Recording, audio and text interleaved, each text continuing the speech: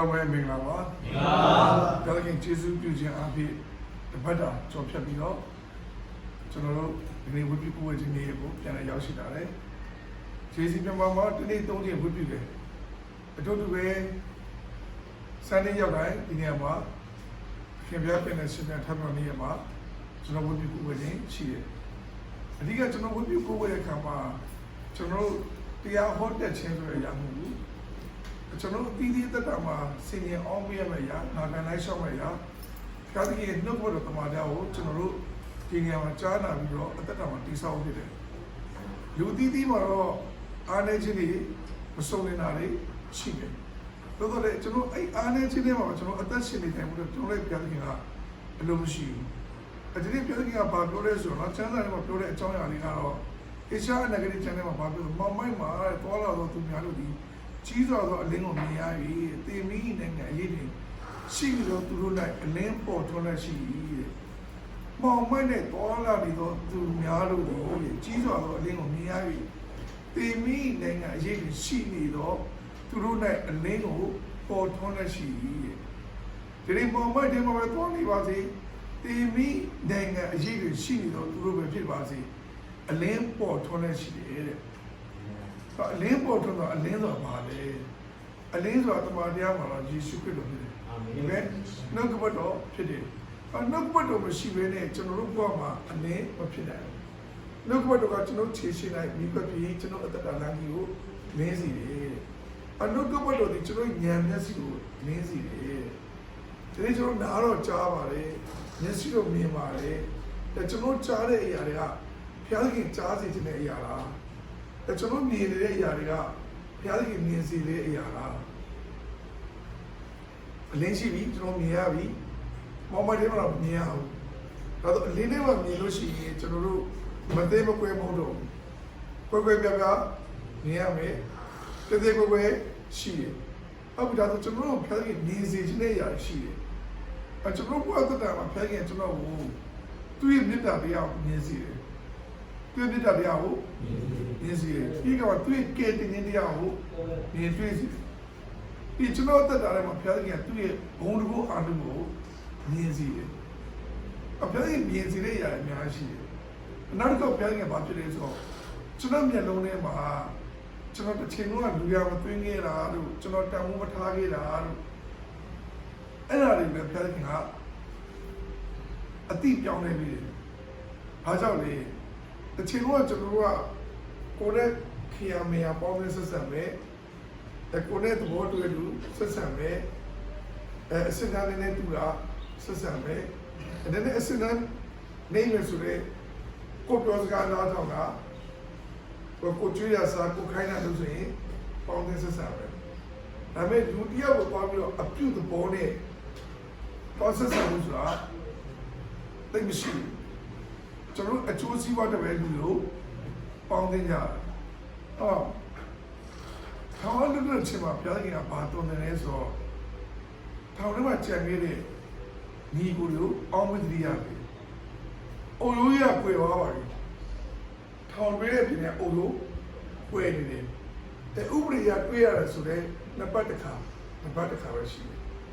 ။ဒါပေမဲ့အဲ့လူကိုပြောခင်ကမြင်စီတယ်။ဘယ်လိုမြင်စီလဲ။စာနာထောက်ထားတဲ့အမြင်နဲ့မြင်စီတယ်။စာကထောက်ထားတဲ့အမြင်နဲ့မြင်စီတယ်။အဲ့ကမှသူတို့ကျွန်တော်အုတ်တစ်ချက်တဲတဲ့ဘက်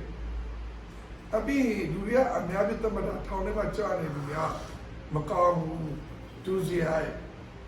ရာဇဝတ်သားဒါပေမဲ့ဒုစရိုက်မှုပဲဖြစ်နေရာဇဝတ်မှုပဲဖြစ်နေထိုသူတို့ဒီအသက်ရှိတယ်ထိုသူတို့ဒီမိသားစုရှိတယ်ထိုသူတို့ဒီဝိညာဉ်ရှိတယ်ဘာရှိလဲဝိညာဉ်ရှိတယ်အဲ့တော့ဘုရားသခင်ကတော့လူရဲ့ဝိညာဉ်ကိုတတ်တော့ဘုရားဖြစ်တယ်အပြည့်ဝိညာဉ်ကလူရဲ့ဝိညာဉ်နဲ့တပေါင်းတစည်းရဲ့ရှိတယ်လို့တမန်ကျမ်းစာမှာပြောတယ်အဲ့ဒါကဘယ်လိုချိန်ပါလဲဆိုတော့ကဲတင်ခြင်းစုကျေစုခံစားလူရဘုရားဝိညာဉ်နဲ့လူဝိညာဉ်တပေါင်းတစည်းရဲ့ဖြစ်သွားတယ်အဖြစ်သွားတယ်ကဘယ်လိုလဲဆိုခရစ်တော်နဲ့ရှိတဲ့ဝိညာဉ်ကိုအခြားလူကလူဖြစ်စီလို့မရတော့ဘူးအချိန်တော့ကျွန်တော်ဝိညာဉ်ကမှောင်မိုက်ထဲမှာရှိတယ်မှောင်မိုက်ထဲမှာရှိတယ်တေမင်းရဲ့နိုင်ငံထဲမှာရှိတယ် သူယေရှုခရစ်တော်ကိုလက်ခံယုံကြည်တဲ့အခါမှာကျွန်တော်တို့ဝိညာဉ်ကြီးလက်ခံယုံကြည်တဲ့အချိန်အစားခရစ်တော်နဲ့တူရှိတယ်အာမင်ခရစ်တော်နဲ့တလုံးတော့ပါတယ်ဒါဆိုရင်ကျွန်တော်တက်တယ်မှာခံစားရတဲ့ညီသက်ချင်းတွေဝမ်းမြောက်ခြင်းတွေအလင်းတွေအခြားသောသူတွေခံစားတဲ့ဖခင်ရဲ့အလိုရှိတယ် Yes Amen ဒါကိုကျွန်တော်တို့ကဖျားမြင်လို့မရဘူးအဖျားမြင်လို့နေတဲ့အခါမှာဖျားကလူခတ်သိမ်းလို့ပြောတယ်လူအပေါင်းလို့ပြောတယ်လူတချို့လို့မပြောဘူးလူအချို့မပြောတဲ့အခါမှာလူအပေါင်းလို့ပြောလို့ရှိရင်လူရယ်လို့မြည်တယ်လူကဘာဘက်နဲ့စကဘာဆုံးလိုက်အောင်တို့ကျွန်တော်ကဘာဆုံးနေမရှိတဲ့အခါကျတော့ကျွန်တော်ရဲ့အသက်ရှင်ရဲ့အပိုင်းခြားမှာတွေ့ရလူသားအားလုံးကိုကျွန်တော်ကဖျားမြင်လို့မြင်တတ်ဖို့တဲ့ဖျားမြင်လို့ရှိတယ်အာမင်ကျွန်တော်ဖျားတဲ့ကမြင်စီတယ်ကျွန်တော်ကြားစီတယ်အမြင်တဲ့အခါမှာဘယ်လိုမြင်ရမလဲကြားတဲ့အခါမှာဘယ်လိုကြားရမလဲတချို့ကကြားတဲ့စကားရှိတယ်နှစ်သက်တဲ့စကားပဲကြားတယ်ချီးမြှောက်တဲ့စကားပဲကြားတယ်ကျွန်တော်တို့တော်တဲ့စကားကျွန်တော်တို့မကြားချင်ကျွန်တော်ပြင်ပြီးတဲ့စကားကိုကျွန်တော်လက်မခံဘူးကျွန်တော်လက်ခံခြင်းတဲ့အရာဆိုတော့ကျွန်တော်တို့လက်ခံလိုက်တယ်လက်မခံခြင်းတဲ့အပိုင်းတွေလက်မခံခြင်းဘူးအတားကဘာတော့အထက်ကလူဆန္ဒဖြစ်တယ်ခင်ဗျားရဲ့ဆန္ဒကတော့အဲ့လိုမဟုတ်ဘူးကျွန်တော်နားကိုကြားတတ်တော်နာဖြစ်စီတယ်အာမင်ကြားတတ်တော်နာတော့ဘုရားစကားကိုကြားတယ်မရဘူးကျွန်တော်ရှိလာပြီးလို့အဲ့လိုအကူကြီးကောင်းတဲ့လူရဲ့စကားတွေကျွန်တော်ကြားစိတ်နှလုံးပင်ပန်းပြီးစိတ်နှလုံးချိပွေးပြီးတော့ငိုကြွေးတဲ့လူရဲ့အတန်လေးကျွန်တော်နားထောင်ပြရအောင်အဲ့ဒီတော့စိတ်မချမ်းသာလေနားမထောင်ချင်ဘူးလူများပြဟာညင်နေရတာကွာဘာလာတော့မသိဘူးဒီမှာကိုယ်ကူရဲကိုကပူရကူးတယ်လူတွေဘာဖြစ်လဲအပူရကူးတယ်တိုးတော့ယေရှုခရစ်တော်ကဝင်လေးပြင်မာတော့သူကောင်းတော့ငါထံလို့လာချတော့တဲ့ဝင်လေးပြင်မာလို့လာကြတာချမ်းသာကြွယ်ဝကုသိုလ်ဒါနသီလပြုတဲ့လူလာခိုင်းတဲ့ဘုရားတော်ဟာလေလုယာအာမင် praise the lord ကျွန်တော်ကကုသိုလ်ဒါနသီလတွေပြုမှဘုရားသခင်နဲ့ရောက်မယ်ဆိုရင်ဘုရားတော်ကဘုရားနဲ့တွေ့အောင်ပုံ Yes ကျွန်တော်ကလူဖြစ်တဲ့အတိုင်းကျွန်တော်ရဲ့ကုသိုလ်တွေကမတန့်ရှင်းပါဘူးကျွန်တော်ကုသိုလ်ပြုကြမှာကျွန်တော်စာနာလောဘအတ္တနဲ့ကုသိုလ်ပြုတာပါကျွန်တော်တို့တကယ်ကိုနှောင်ကျိုးမဲ့အလူစွာမရှိပါဘူးလူပြီးတာကကိုလူရလေးရဲ့နည်းနည်းလေးနဲ့ဒီသက်တော့ချအမြပေးလို့ရှိရင်ဝိနည်းတတ္တဝါအပေါင်းစုပဲလူတော်တော့နိုင်အောင်ဆိုတော့ချိန်ပြီးတော့ကုသိုလ်ပေးလိုက်တာတော့ဟိုကအများကြီးပေးချင်တယ်တော့အဲ့ဒါတွေအမှန်တော့ကျွန်တော်ရဲ့ဆန္ဒလောဘပါပဲဒါပေမဲ့တချို့ကဆန္ဒလောဘကိုတမျိုးမြင်တယ်ကျွန်တော်ကဆန္ဒလောဘကိုတမျိုးမြင်တယ်ပေါ့နော်ကြောက်တော့တူမှာမဟုတ်ပါဘူးဒါမှကိစ္စမရှိဘူးတချို့ဒီတူတဲ့လူတွေတူပါမှာဆန္ဒနဲ့လောဘတဲ့ကောင်းလို့ရတဲ့ဆန္ဒရှိတာကိစ္စမရှိဘူးဒါပေမဲ့ကောင်းလို့ရအောင်ပဲထပ်ပြီးလောဘဖြစ်လာရင်မကောင်းတော့ဘူးဆန္ဒဆိုတာရှိလို့ရလောဘဆိုတာဖြစ်လို့မရဘူးဆိုတော့ကျွန်တော်တို့ဘာပဲလုပ်အများကြီးကျွန်တော်ကတခါကျရင်ဆန္ဒဆိုအရာတဲ့အနောက်ကလောဘလေးပါလာတတ်တယ်ဒါဆိုရင်ဘုရားသခင်ကကျွန်တော်ရဲ့လောဘကိုနှစ်သက်တော်မူလို့ပြအောင်မဟုတ်ဘူးမနှစ်သက်တော့ဘုရားသခင်ကျွန်တော်တို့ဘာပြောလို့ဆိုတော့ခုနကဆရာမပြောတာအသက်မွေးလာတော့အစာကိုဒီနေ့ပြည်တနာလို့ပါကျွန်တော်ကအသက်မွေးလာတဲ့အစာဆိုတဲ့အခါမှာကျွန်တော်ရဲ့ကိုယ်ကာယအစာကိုနှုတ်ကပတ်စာဒီနေ့ okay တယ်ဒီနေ့ရပြီဒီနေ့ကျွန်တော်တို့နှုတ်ကပတ်တော်မျိုးစီတစီတရားကြီးကျွန်တော်စကားပြောတခုကျွန်တော်ကတတာတိစရပြီကျွန်တော်ကြားစာအောင်တော့ကြည့်ကျွန်တော်အလွတ်ရပြီးတော့အခုမှနားမထောင်လည်းဟာပဲသဘောတရားတခုကစားတော့ပဲအများကြီးပြင်လာတယ်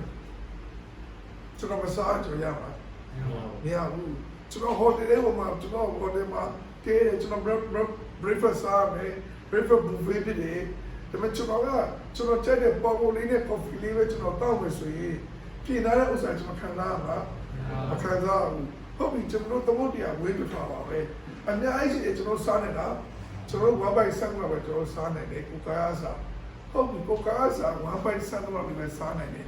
တမန်တရားကျတော့တင်လောဘကြီးလို့မရဘူးဘာကြောင့်လဲ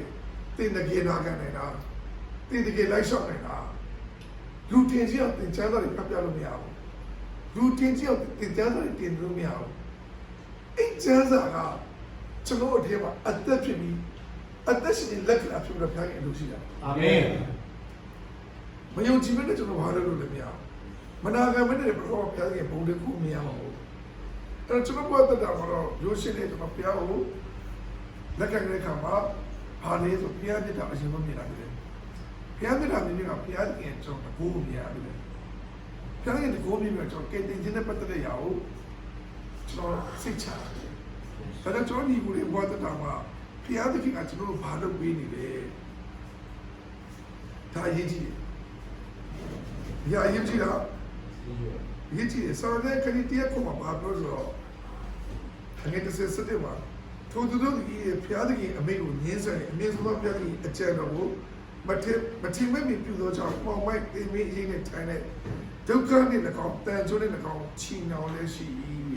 ။ပချို့သောသူတွေဘာဖြစ်လို့ဖျားတဲ့အမေကိုညင်းဆန်တယ်။အမေဆိုတော့ပြတ်အကျဉ်းတော်ကိုမထင်မဲ့ပြုသောကြောင့်တဲ့မောင်မိုက်တင်မင်းအစိမ့်နဲ့ထိုင်လိုက်ချီရဲ့မောင်မိုက်တဲ့တင်မင်းအစိမ့်နဲ့ထိုင်လိုက်ချီရဲ့ဒုက္ခနဲ့၎င်းတန်ချိုးနဲ့၎င်းချီနှောင်နေရှိရဲ့ဒီနေ့သူတွေထိုင်နေတဲ့ဒုက္ခဖြစ်နေကြတယ်ထိုင်နေတဲ့ဒုက္ခဖြစ်နေလူတွေကလူဖြစ်လာတာဒုက္ခလို့ခံစားရလို့ရှိတယ်လူဖြစ်လာတာဒုက္ခတဲ့လူကမမြဲခြင်းတရားကသက်ရှင်ရတယ်တဲ့အနတ္တပေါ့နော်မမြဲခြင်းတိုင်းမှာသက်ရှင်နေဒါပေမဲ့ဘာမြဲနေတော့မတိမချင်းရှိနေတာဒုက္ခလေတရားမကောင်းလေသင်္ခါရကိုရုပ်တဲ့ဒုက္ခလို့မြင်တဲ့ဒုက္ခပဲဒီယုံရည်တစီခြင်းအနတ္တဆိုတာသင်သိတာရဲ့သင်ပေါ်တတ်တာမှာ relax ပဲဟာခန္ဓာပဲမမြဲဘူးမြဲတာကတော့ဝိညာဉ်ဖြစ်တယ်အာမင်မြဲတာကဝိညာဉ်ဖြစ်တယ်မမြဲတဲ့ခန္ဓာကိုမြင်တဲ့ကမှာမြဲတဲ့ဝိညာဉ်နဲ့မြင်ဖို့ပြောခဲ့လို့ရှိတယ်ဒီနေ့ကျွန်တော်ထိုင်ပြီးစိတ်ပြည့်နေလို့ရှိကတေမှုတဲ့အာထုတ်နေလို့ရှိရဲ့တေမှုတဲ့တေမီအရှိမထိုင်နေရှိတယ်ဒီမှာလေတေမီအရှိမထိုင်နေရှိတယ်ဒုက္ခနဲ့၎င်းနဲ့တန်ကျိုးနဲ့၎င်းတန်ကျိုးဆိုပါတရားတန်ကျိုးဆိုဝန်ဆက်ဒီပါနဲ့ဆိုတော့တင်တို့ရဲ့ဘဝအထုံးရည်စက်လို့ဖြစ်နေတယ်တင်တို့ရဲ့အထုံးရည်စက်ဆရာကြီးကစာရေးတာရေးလာနော်လာဒီရေးသားမျိုးဒီ update ဖြစ်တယ်ဆရာကြီးကရေးတာမလဲ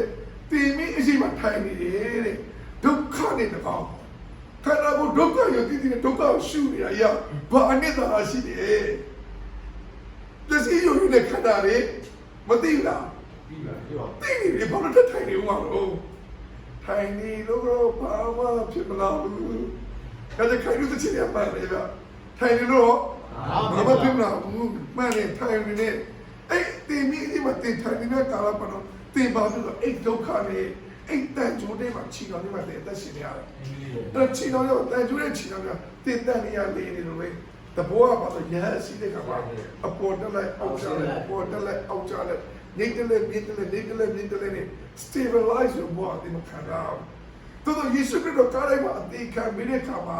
တန်ရှင်တော်ဝိညာဉ်တော်ကျွန်တော်ရဲ့အတူရှိတဲ့ခါမှာကျွန်တော်တို့ထဲမှာညီတဲ့ခြင်းကိုခံစားရတယ်အာမင်ခရစ်တော်ကားလိုက်မှာခံတဲ့တန်ရှင်တော်ကိုကျွန်တော်တို့ကျမ်းမာတယ်ရှိဘာကျမ်းမာတယ်ဒီခန္ဓာကျမ်းမာတယ်ကျွန်တော်ဝိညာဉ်ကျမ်းမာတယ်အာမင်ကျွန်တော်ဝိညာဉ်ဝမ်းမြောက်တယ်ကျွန်တော်ဝိညာဉ်ရှင်လန်းတယ်အာမင်ဒါဝိကအဲ့တိုင်းတော့ကျွန်တော်ဝိညာဉ်ဝမ်းမြောက်လို့ရှိရင်ကျွန်တော်ဝိညာဉ်ရှင်လန်းလို့ရှိတယ်တကယ်ဒီတော့မင်းတို့ဝိညာဉ်ကတည်နေရဘူးအေးဝိညာဉ်တည်နေတော့မင်းတို့ခန္ဓာနဲ့စိတ်ကပဲဥဆောင်နေတယ်ခန္ဓာနဲ့စိတ်နဲ့ဥဆောင်တဲ့ကာလပတ်တော့မင်းတို့ခုနဒုက္ခဆိုတဲ့အရာနဲ့တန်ရာလေးနေမှာဖြစ်တယ်အသက်ရှင်ရဒုက္ခလို့မြင်တော့ဒုက္ခပဲအသက်ရှင်မှာဝမ်းမြောက်ခြင်းလို့မြင်လို့ရှိရင်ဝမ်းမြောက်ခြင်း yes ဒီတစ်ချက်အောင်မြင်ခြင်းဒီနေ့ကအသက်ရှင်လူလောကအောင်ကပုတ်ချက်တဲ့ဝင်အကျိုးပြုတယ်ဒီနေ့ကအသက်ရှင်မှာငါပို့ပဲလို့ယေရှုခရစ်တော်အဘိနာကဘာမှုတက်ဆွမ်းတယ် yes ဒါကဘာပြောစံကောင်းတယ်လူပဲမမြဲခြင်းတရားပဲလေမြဲတာမတည်ရလို့ရှိတာရှိပါဘူးရှိဘူးတည်ပါပဲဒါပေမဲ့မတည်ကြတဲ့စိတ်နဲ့ကြီးတည်နေလို့တော့လည်းပဲ yes မတည်ကြတဲ့မျိုးနဲ့ကြီးတည်နေပြီ yes မတည်ကြတဲ့မှာယုံကြည်ခြင်းမရှိဘူးတည်နေပြီအရာအနဲ့တည်ဆုံးနေတယ်မောင်မိုက်လို့ပြောခါမှာတည်ရဲ့ဝိညာဉ်တွေမောင်းနေမှုတည်ရဲ့အတွေးကိုလည်းမောင်းနေတယ်တည်ရဲ့ပြောနေခြင်းလည်းမောင်းနေတယ်တည်ရဲ့စီဝါးလည်းမောင်းနေတယ်တည်ရဲ့အိမ်တော်လည်းမောင်းနေတယ်တည်ပညာလည်းမောင်းနေတယ်တည်နိုင်ငံမှာဒါတည်ရဲ့ပြောနေခြင်းလည်းမောင်းနေတယ်ကျွန်တော်နိုင်ငံပေါ်မှာကျွန်တော်နေတဲ့အမြင်ကဖျားခင်ကျေးဇူးပြုပါမယ်ကြောင်းမကျွန်တော်နေတယ်အာမင်ခ ကျွန်တော်တို့ဘုရားသခင်ကျေးဇူးပြုလို့ရှိရင်သမုဒ္ဒရာတဲလုံးမကကောင်းကြီးမင်္ဂလာကိုခံစားရမှာဖြစ်တယ် အာမင်အာမင် သမုဒ္ဒရာတဲလုံးဆိုတာရေတွက်လို့မရတဲ့ကောင်းကြီး yes အာမင် အဆက်30အချောက်60အဆက်တရားပါရေလို့ရတယ်သို့တော့နည်းနည်းသောရောင်တင်မြင်တဲ့နေ့မှာတင်အောင်မြင်တော့သူဖြစ်တယ် အာမင် သို့တော့တင်လောဘကြီးကိုစဉ်းစားတယ်ခတ်သေးသောရာတို့ကိုလိုအထင်ကဖြစ်တယ်ကိုလိုအားဖြစ်တယ်ကိုလိုအတူလိုကပြရမှာဒီနေ့ကျွန်တော်အသက်ရှင်ရကိုလိုအသက်ပေးရှင်တာဖြစ်တယ်ဒီမဲ့တော့ကျွန်တော်အသက်ရှင်နေမှာဘယ်သူ့ဘသက်ရှင်ရလဲ ဘယ်တော့အတွက် ဖြစ်တော့တဲ့အသက်ရှင်ရမယ်ခရစ်ဆန်မတော်ပြောနေကျွန်တော်ဆုတွေတောင်းကြတယ်အများကြီးဘယ်လိုဆုတောင်းလဲဆိုမိသားစုတွေကိုအတွက်တချို့ကိုလူမျိုးအတွက်တချို့ကိုတဲ့အကြံစီတူတဲ့လူအတွက်ဝိနည်းတတ္တဝါတော့မပါအောင်ဖြစ်တယ်ယေရှုခရစ်တော်ကဝိနည်းတတ္တဝါအတွက်ကျွန်တော်တို့အသက်ရှင်ခိုင်းတာဖြစ်တယ်အာမင်အာမင်ဝိနည်းတတ္တဝါလို့ပြောမှာအယုတ်အမျက်အလက်ချမ်းသာစင်ရပညာတက်ခြင်းမတက်ခြင်းလူကောင်းအစိုးအယုတ်မပါတော့အစိုးဝိဖြစ်တယ်ခွဲခြားလို့မရဘူးအဲ့တော့ကျွန်တော်ဗာနဲ့တူတယ်ဆိုတော့ခါကျရင်လူတွေနားလဲလွယ်လွယ်နေရတာကျွန်တော်တို့ကဘုံမဲ့သမီးချက်မဲ့အိုးတွေကိုစပလုံးရွေးလို့ကျွန်တော်ရွေးချင်တယ်သမီးချက်တာစပလုံးရွေးတာမှန်တယ်သမီးချက်တာစပလုံးရွေးတာမှန်တယ်ဒါတဲ့ဘွားတတာမှာလူတွေပေါင်းသင်းဆက်ဆံမှာတင်ရွေးကောက်ပြီးလိုက်ပေါင်းသင်းတယ်ဆိုတင်နှလုံးသားဘုရားနှလုံးသားမဟုတ်ဘူးတချို့ရှိချမ်းသာပါပေါင်းသင်းကြတယ်တချို့ရှိအောင်မြင်တဲ့လူပေါင်းသင်းကြတယ်တချို့ရှိကြော်ကြားတယ်ပေါင်းသင်းကြတယ်ဘာလဲတူလဲဆိုတော့အမှားစကားနဲ့ပြောတယ်စိတ်နှခက်ရောက်တဲ့ပါပြောင်းကြတယ်ဘာလဲတူလဲ စိတ်နဲ့ရောက်တဲ့ပါပြောင်း စိတ်နှခက်ရောက်တဲ့ပါပြောင်းလို့ရှိရင်အခက်မသိတွေအပြက်ခံနေတယ်အခက်မသိတွေအပြက်ခံမယ်စိတ်နှခက်နဲ့ပါပြောင်းလို့မရဘူးအဲ့စိတ်နှခက်မရှိနေမှာတင်ပါမပြောင်းနိုင်တော့ဘူးဒါတင်ပြီးရတဲ့ဘုရားရဲ့ကိုယ်ရည်ကိုယ်လေးရှိတယ်ပြည့်တင်နေမှာရှိဘုရားရဲ့စုကြည်လို့ရှိတယ်အာမင်ပြည့်တင်ဘုံကိုယ်နဲ့တွန်းချင်တဲ့ဘုရားရှိတယ်ဒီအဲ့ဒါနဲ့အသက်ရှင်မှာချမ်းသာတယ်လို့မလို့ပါဘူးကြော်ကြားတယ်လို့မလို့အောင်မြင်တယ်လို့မလို့ပါဘူးအဲ့ဒီတခါတည်းတင်ကိုချီးမြှောက်နေတော့ဘုရားဖြစ်တယ်အာမင်အာမင်ဒါကြောင့်ကျွန်တော်ဘုရားတဲ့မှာချမ်းသာတယ်တိတ်မလို့ပါဘူးမပေါင်းဘူးမဟုတ်ဘူးရှိပါတကယ်တည်းပေါင်းနေရှိတယ်ချမ်းသာပါတယ်ဒါသူချမ်းသာခြင်းကျွန်တော်မနာလို့လည်းမဖြစ်ဘူးသူချမ်းသာခြင်းကျွန်တော်မိကိုရမဟုတ်ဘူး yes သူချမ်းသာပါလေသူအိမ်မှာဒီပနေမှာသူတင်ကျွေးလာနိုင်ပါဘူးကျွန်တော်သူ့တော့မချမ်းသာပါဘူးကျွန်တော်အများကြီးကျွန်တော်အလုပ်ကြီးပြုစုနိုင်တယ် yes အဲ့ဒါပါတော့သူကရုပ်ဝတ္ထုပေါ်များကျွန်တော်ကနှလုံးသားချမ်းသာ အာမင် တေရောပါလေတေရဲ့ရုပ်ဝတ္ထုပဲရှာနေပါတေနှလုံးသားချမ်းသာလာလားတေနှလုံးသားကြွယ်ဝလားဖခင်တကယ်ကျွန်တော်အဲ့ဒါလေးနေစေချင်တာဖြစ်တယ် အာမင် ဒီလောကကြီးမှာသူများအပြစ်ပြုတာကတင်လိုက်မနေနဲ့အဲ့အပြစ်ကိုတင်မပြုတော့တဲ့ဖခင်တင်ပေးနေတာဖြစ်တယ်ဒါတော့ရှိကျွန်တော်ဒီချီလုံးလိုက်တွေမှာတော့ဒီမှာတွေ့ရတယ်ဆိုတော့ကျွန်တော်ပြပြချင်တယ်ဒီကိုတော့ဒီတမန်ကျမ်းစာရတော့လေကောင်းရဲ့အကြောင်းပေါ့နော်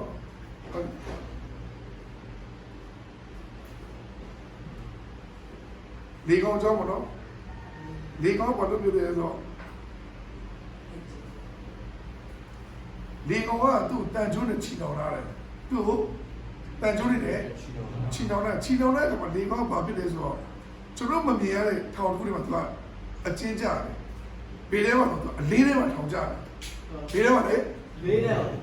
အလေးထဲမှာနော်အပေါ်ထဲမှာကြာတာ ဟုတ် မဟုတ်ဘူးတခါကျရင်ကျွန်တော်ကတခါကျရင်ကိုယ့်ကိုလေးနေလို့ဖြစ်နေတယ်လေးနေလို့ဖြစ်နေပဲကျွန်တော်မှောက်နေတယ်ဘာလဲဆိုကျွန်တော်စိတ်နှလုံးအကျဉ်းစီကအလိုလိုနဲ့မစုံဘူးဒီကောင်တက်တာကျတဲ့ဒီကောင်ကဒီလောကတရားမှာသူကဘယ်လိုရေးလဲဆိုတော့အထံတော်ကြောင့်တော့နတ်ဆိုးလီကောင်ဆွဲတော်သူကြီးအဝတ်ကိုဝေးပဂရိစိတ်နဲ့ထိုင်ပြီးမြင်နေကြောက်စီလို့ရောက်ပြီးရှင်မလို့ပြင်တယ်မနော်အဲ့မတိုင်ကပါလာလဲဆိုတော့ရှင်မလို့ပြင်ခကြီးကအငယ်ကိုရမှာကိုရောကလည်းတင်းဒီအပေမီရှိတော်သူကြီးပြီးတော့မလို့ကျွန်တော်မိကလေကောင်ပြီးကျွန်တော်တို့ဒီအများဖြစ်ကြကြီးတဲ့လေကောင်ကပါလဲဆိုတော့ရှင်မလို့ပြင်ခကြီးကအငယ်ကိုရမှာသူကလူအများကြီးဝိညာဉ်အများကြီးစုလာတဲ့ဥစ္စာသူ့တွေကိုဝင်နေတယ်ဝိညာဉ်ဆိုပြီးဝင်နေတယ်ဝိညာဉ်ဆိုပြီးဝင်နေလူအားတဲ့အလင်းတရားမှာလူတွေကြည့်မယ်ဆိုတော့နေကင်းပဲတော့သူ့တွေမှာပါရှိတယ်အမောဖြစ်တယ်သူ့အတွင်းထဲမှာအမောဖြစ်တယ်သို့တော့အဲ့မောတဲ့လူတွေဘယ်သူရောက်လာလဲယေရှုခရစ်တော်ရောက်လာတယ်ယေရှုခရစ်တော်ရောက်လာတယ်သူကမောထဲမှာနေတဲ့လူကလေအမောထဲမှာနေတဲ့လူကအလင်းကိုအရင်တောင်းတာတယ် အမောနမနေနေတူလားအလေးကိုတောင်းတယ်သူ့ဘဝကြီးမောင်းနေတယ်သူတွေမှာနှဆိုးတွေမြင်းစဲနေတယ်သူခန္ဓာကိုယ်သူကြောက်ဆောင်နဲ့ရှာတယ်တဲ့ပြီးသူအော်တယ်တဲ့ဒါပေမဲ့သူဖျားတဲ့ကိကိုအဝေးတဲ့မြင်နဲ့သူသိတယ်ယေရှုခရစ်တော်ဝေးတဲ့မြင်နဲ့သူသိတယ်ပါလဲဆိုဖျားတဲ့ကိကိုပြင်စီတာဖြစ်တယ်အာမင်လေကောင်ဘုရားသခင်မြင်စီတာနော်ဘလို့မြင်စီလဲဖျားတော်မြင်စီတာဖြစ်တယ်ဒီနေ့ယေရှုခရစ်တော်ကသူအယူစိတ်ဝင်တာဆွဲနေတဲ့နတ်ဆိုးဆွဲနေလူပေါ့နတ်ဆိုးဆွဲနေလူကိုကြည့်လိုက်တာနဲ့အဲ့လူကခရစ်တော်မြင်သွားတယ်ဒါဆိုရင်ဘုရားသခင်ကအဲ့ဒီနတ်ဆိုးဆွဲနေတော့သူ့ကိုမြင်စီတယ်ဆိုရင်ဒီနေ့ဒီမှာရှင်းကြီးကိုလေတော့ဘုရားသခင်မမြင်စီဘူးလားမြင်ပါတယ်ဟုတ်တယ်မြင်စီတယ်ဘုရားသခင်နှုတ်ကပတ်တော်အားဖြင့်တော့ကောင်းအသက်ရှင်တော့ကျွန်တော်တို့ရဲ့အသက်ရှင်တော့ကောင်းဘုရားသခင်တော်မြင်ဖို့ရရင်လို့ရှိတယ်အာမင်တချို့ကြည်သူတွေကပါလဲဆိုဘုရားသခင်ရဲ့စာဖြစ်တယ်တဲ့။ယုံကြည်သူရဲ့အသက်တာကဘုရားသခင်ရဲ့စာဖြစ်တယ်။ဘာလို့သူပြလိုက်တာလဲ။အနတ္တိမနာလို့ဖြစ်တယ်။ဒီပဲ။ကျွန်တော်စာဆိုတာကျွန်တော်နားမလည်တဲ့စာမဟုတ်ဘူး။ကျွန်တော်ကြည့်တဲ့လူကနားလေပါပဲ။တဘောတတိဟိုဒါဆိုရင်စလိမတော့တတိမီလောက်တက်ဒီစာလေးတို့တို့နားမလည်တာ။တတိဒလိုက်တက်ဒီနားမလည်တာ။အဲ့တော့နားမလည်အယောဂမှာချက်ချက်ကလေးခါတာဘာဖြစ်လဲ။ဒါဆိုရင်ဒီကြောင့်အဲ့လေဒါဆိုကျွန်တော်တို့တန်ကြည့်နေတာလေတဲ့လူတွေဘာလို့ဖေးအောင်မမြင်တာတော့ကျွန်တော်ကြည့်ကျွန်တော်တန်ဘုရားသခင်တန်တော်နဲ့မကြည့်တဲ့အသက်ရှင်မှုဆိုရင်မြင်ရမှာမမြင်ရဘူးတော့ကျွန်တော်ရဲ့အသက်ရှင်နေတဲ့တန်ကဘုရားသခင်ရဲ့ဂုဏ်အင်္ဂါတတိစီစဉ်တဲ့လက္ခဏာဖြစ်လာတယ်တဘာသူကြည့်တဲ့ကလည်းကျွန်တော်တို့အပြင်ယေရှုခရစ်တော်မြင်ဖို့ကြောင့်ဖြစ်တယ် Yes ဒီမဲ့ဒါကြောင့်ကျွန်တော်အသက်ရှင်တဲ့လက္ခဏာရှိရမယ်အသက်ရှင်တဲ့လက္ခဏာရှိရမယ်ကျွန်တော်ကဟိုလေးပဲဘုရားတော်ကြီးပဲဘုရားတော်ကြီးဆိုဘယ်လိုနေရမလဲဘုရားတော်ကြီးကဘာမှဖြစ်ဘူးဘုရားတော်ကြီးကဘယ်လိုပေးဝအဲ့ဒါလောဘခေါ်တယ်ဘုရားရဲ့ဆန္ဒမဟုတ်ဘုရားသခင်ဆန္ဒတမန်ကျမ်းမှာရေးရတယ်ဒီလိုကြီးကိုမြတ်မကငါတဲ့တာတော့အမှုပြုပါလို့ခင်ရေးရတယ်အဲ့ကမှာသူကနမိတ်လက္ခဏာကိုစောင်းပေးပြောမှာဘုရားသခင်ချစ်ခြင်းဘုရားသခင်ခွင့်လွှတ်ခြင်းဘုရားသခင်အစီခံခြင်းဘုရားသခင်နှိမ့်ချခြင်းဘုရားသခင်ချိုးချံချွေတာခြင်းဒါတွေသစ္စာရှိခြင်းတွေဒါတွေမှာထိုးပြမကတင်လို့ဒီငါတဲ့တာတော့အမှုပြုနေလို့ခင်ပြောတာနမိတ်လက္ခဏာတော့ပြောတာမဟုတ်ဘူးဒီနေ့လူတွေကဘာဖြစ်လဲဆိုနမိတ်လက္ခဏာတော့လိုက်အေးညီရမယ်ညီရမယ်ပြောတယ်ညီတိုင်းမရပါဘူးဆိုတော့ယေရှုခရစ်တော်ရှင်သွားတဲ့နတ်ဆိုးဆွဲယေရှုခရစ်တော်သွားတဲ့ခါမှာချမ်းသာရှိသွားတယ်နေပါလေတော့ကျွန်တော်တို့မှာချမ်းသာရဲ့စင်နေတဲ့ခါမှာဒါဆိုရင်နတ်ဆိုးဆွဲရှိသွားတယ်ဒါဆိုကျွန်တော်ဘယ်သူရှိသွားမလဲလူအချက်ရှိတဲ့လူရှိသွားဒုက္ခရောက်တဲ့လူရှိသွားခြေတော်ညစ်တဲ့လူရှိသွားမယ်အော်ဆမရိလူမရှိခရစ်တော်သွားတယ်အကျွန်တော်ဘယ်လိုသွားမလဲလိုတဲ့လူသွားမတန်ရှင်းလူခရစ်တော်နှုတ်ကတော်အပြီးတန်ရှင်းစေရမယ်ကျွန်တော်ကလောဘတဲ့ဇကေရှိကိုခရစ်တော်သွားတယ်ဇကေတော်လို့သွားတယ်ဒီနေ့ကျွန်တော်ဘယ်လိုသွားလဲတတိယကိုသွားမှာလားကောင်းတဲ့အသင်းတော်ပဲသွားမှာလားအကျိုးမဲ့ရှိနေရသွားမှာလားဖခင်အသင်းဘာပြောရအောင်ဖခင်အသင်းဘောတတာတိဆောက်ဖို့ဆိုတာနှုတ်ကပတ်တော်အားဖြင့်တင်ဘောတတာတိဆောက်ပြီးခါမှာသူတစ်ပိုင်းအတ္တတာတိဆောက်တဲ့တိခန္ဓာကိုချိုးပေးဖို့လည်းပြန်ခဲ့လို့ရှိတယ်အာမင်တိပိုင်ဆိုင်ကိုစွန့်ချလို့ပြန်ခဲ့လို့ရှိတယ်နေရာကလက်ဖြတ်ပြန်ခဲ့လို့ရှိဘူးကျွန်တော်လက်တွေကဖြတ်နေဆိုတော့မှောက်ကိုရေးကြည့်တယ်ပေးတဲ့တော့လက်တွေကိုရေးကြည့်တယ်ကျွန်တော်ပြောရစီမှာလက်ဖြတ်လို့ရတယ်လက်ချူလို့ရတယ်ပြောရစီမှာလက်မြောက်ခွင့်ရှိတယ်ဒါကျွန်တော်လူတွေရှိမှလက်မြောက်စရာဘလို့ပါလူတွေရှိမှလက်ဖြတ်ကြလူတွေကျွန်တော်လက်ဥချကြဘလို့ပါဘူးကျွန်တော်လူတွေကကျွန်တော်ရဲ့အသက်ဝင်ကိုရွေးလို့ပေးတယ်ဘလို့ပါဘူးဖခင်ကကျွန်တော်အသက်ဝင်ကိုရွေးလို့ပေးတယ်ဒီကျေးဇူးကြီးတော့ကျွန်တော်သိမှတ်တဲ့အခါမှာကျွန်တော်အားဖြင့်တပါးသောသူတို့ဒီယေရှုခရစ်တော်မြင်မြင်ကြောင့်ကျွန်တော်အသက်ရှင်အောင်ဖြစ်တယ် အာမင်ဒီနေ့ကျွန်တော်ရဲ့အသက်ရှင်ရဆုံးနေပြီလားမဆုံးနေပေမဲ့ဖခင်ရဲ့နှုတ်ကပတ်တော်ရှိတယ်ဖခင်ရဲ့နှုတ်ကပတ်တော်ရှိတယ်ယေရှုခရစ်တော်ရဲ့ပမာဏဖြစ်တယ်အခရစ်တော်ရဲ့ပမာဏဆိုတဲ့မှာကျွန်တော်ကိုးပြဖို့နဲ့မစင်စားပါနဲ့ခရစ်တော်ရဲ့ပမာဏတော့ပြောမှာခရစ်တော်ကပေတရုရဲ့ယောကပတ်ကိုကြွားကြတာပေတရုကတနာတယ်ဖြစ်တယ် ဣသရေလတိုင်းနိုင်ငံမှာတန်ခါးတွေကလည်းတိတ်ချမ်းသာဖို့ပေါ်ပါဘူးဒီတနေ့လုံးတနေ့စားပါအဲ့တော့အဲ့တန်ခါးတွေအိမ်မှာပေတရုနဲ့အကျွမ်းမဝင်နေတယ်ပေတရုရောက်ခမနေမကောင်းဖြစ်တယ်အဲ့တော့ပေတရုနဲ့အကျွမ်းမဝင်တော့ဘုရားသခင်ကပေတရုရောက်ခမကိုကျမ်းမာခြင်းပေးတယ်ဒီနေ့ကျွန်တော်တို့အကျွမ်းတော်ဝင်ဖြစ်မှလေအေးခြင်းကမ်းနေတယ်အကျိုးလုံးမှာညာရင်တွန်းနေတယ်သူတို့ဘာလို့အဲ့ဒါကိုပေးတတ်တဲ့တော့ကမရှိဘူးဒါဆိုတေရုဘုရားသခင်မြင်လို့မြင်လားမမြင်ဘူးဘုရားသခင်ကပေတရုရွှေတော့ဘောကံကြီးပဲဒါပေမဲ့အရှင်တို့ဘုရားသခင်မြတ်တာတော်ဒီပေတရုရောက်ခမခံစားတယ်အာမင်အာမင်ဒီနေ့ကျွန်တော်ပတ်ဝန်းကျင်မှာလေကျွန်တော်တို့ဘုရားသခင်ကကျေးဇူးပြုရှင်မှာကျွန်တော်ပတ်ဝန်းကျင်လေဘုရားသခင်ကကျွန်တော်မသိဘဲနဲ့ကျေးဇူးပြုနေဘုရားသခင်အိမ်မှာရှိအမိချမ်းပါအဲကျွန်တော်သားသမီးဘွားတက်တာပြောင်းလဲလာတယ်အဲကျွန်တော်ပတ်ဝန်းကျင်စိတ်နှံစုပြီးလာတယ်ဒါကဘုရားပြုတော်အမှုဖြစ်တယ်အာမင်ကျွန်တော်တို့ကကိုတိဆောက်မယ်ကိုဘက်ကိုလုပ်မယ်ကိုကျိုးစီဝဲကိုရှာမယ်ဆိုရင်အဲ့ဒါကိုရောကိုမတွေ့သေးတော့ဘူးဖြစ်တယ်ကိုရောတကယ်တွေ့တဲ့လူကမောင်မိုက်တရားလူတွေလွတ်မြောက်ဖို့လည်းအသက်ရှင်တယ်တင်ပြီးရေလုံးမကြိုင်ဝမ်းမှာရှောက်နေနေတယ်ကြောက်တဲ့စိတ်မရှိဘူး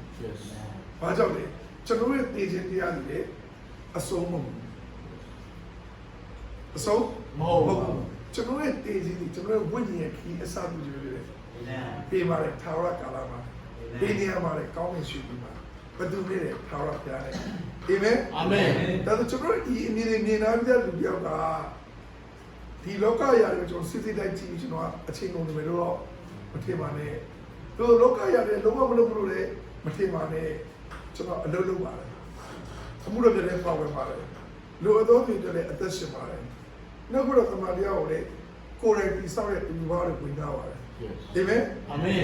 ကျွန်တော်အမော်နဲ့လွတ်မြောက်ပြီး hallelujah praise the lord ကျွန်တော်တယောက်တည်းကျွန်တော်ဘုရားဝိညာဉ်မွေးလို့လည်းမဟုတ်ပါဘူးကျန်တဲ့လူတွေပါဘုရားသခင်နဲ့မွေးလို့ကျော်ဒီနေမှာလေ့ကျင့်ပြုစုပူဇော်ပေးတယ်ဖြစ်တယ်အာမင်အနောက်ကတော့တမန်တော်မျိုးစီကိုကျဲနေရဖြစ်တယ်မျိုးစီကျဲနေမှာအဲ့မျိုးစီရဲ့အပင်ပေးခြင်းပေါက်မယ်မပေါက်ဆိုတာကျွန်တော်ရဲ့လောဘနဲ့မရပါဘူးကျွန်တော်မှာစံသားတော့ရှိပါတယ်ဒီမျိုးစီတွေပေါက်ပါစေစံသားတော့ရှိပါတယ်အခုချက်ချင်းမပေါက်ရကောင်းလားဆိုလောဘလည်းကျွန်တော်မှာမရှိပါဘူးဘာကြောင့်လဲလူအသီးသီးကသူ့အချိန်တည်းမှာဘုရားသခင်ရွေးနှုတ်ခြင်းပြတာဖြစ်တယ်အာမင်အချိန်မရောက်ချင်းဘုရားကြောင့်တော့ဘလို့ရှိနေပါသေးဘလို့ဒီဝိပုကိုဝဲခြင်းတွေလုပ်နေပါသေးချမ်းမြေရောက်တာတိုးနေအများကြီးပဲမွေးတော့တိုးလည်းပဲမွေးလာတာတိုးဝဲဘွားရောက်သွားပြီးတော့မှအီလန်ဆက်ကလည်းပြန်တွေ့ပြီးတိုးလေးပြန်ဖြူလာတယ်ခရစ်တော်အသွေးတော်နဲ့တွေ့မှပြန်ဖြူလာတဲ့တိုးရအများကြီးရှိပါတယ်ဒါကြောင့်ကျွန်တော်ဘွားတက်တာမှာအားငယ်စရာလည်းမလိုဘူးသူတပေါက်အားချကိုဘွားကိုမသိရဘူးလေမဖြစ်ပါနဲ့ကိုတော်တင်လိုက်ပြီနဲ့အာမင်ကိုရောတင်လိုက်ပြုနေတယ်ကျွန်တော်တို့ဘုရားသခင်ကကျွန်တော်တို့ပြုနေတယ်ဘုရားသခင်နာမသည်ငါဖြစ်သည့်တိုင်းငါဖြစ်တယ်ထိုနာမကိုကျွန်တော်တို့ခိုလိုတဲ့ခါမှာကျွန်တော်တို့ကလုံခြုံခြင်းရှိတယ်ဘာလုံခြုံလဲကျွန်တော်ဝိညာဉ်လုံခြုံတယ်ကျွန်တော်ဝိညာဉ်လုံခြုံတယ်ကျွန်တော်ဝိညာဉ်လူဖြစ်စီခြင်းတွေမှာလွတ်ပြောက်တယ်ကျွန်တော်ရဲ့စိတ်နှလုံးရည်တည်ခြင်းရှိတယ်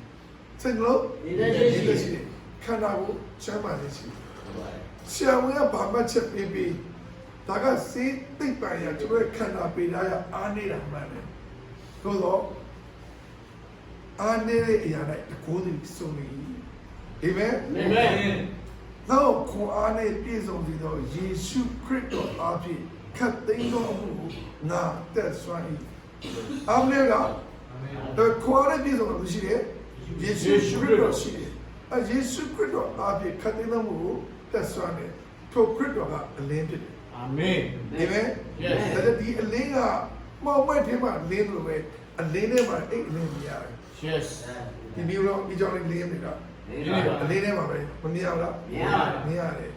အလင်းတကလည်းမှာအလင်းဖြစ်တယ် yes အာမင်အရောက်တော့ပြန်ကြွားလာကောင်းချီးပေးအာမင်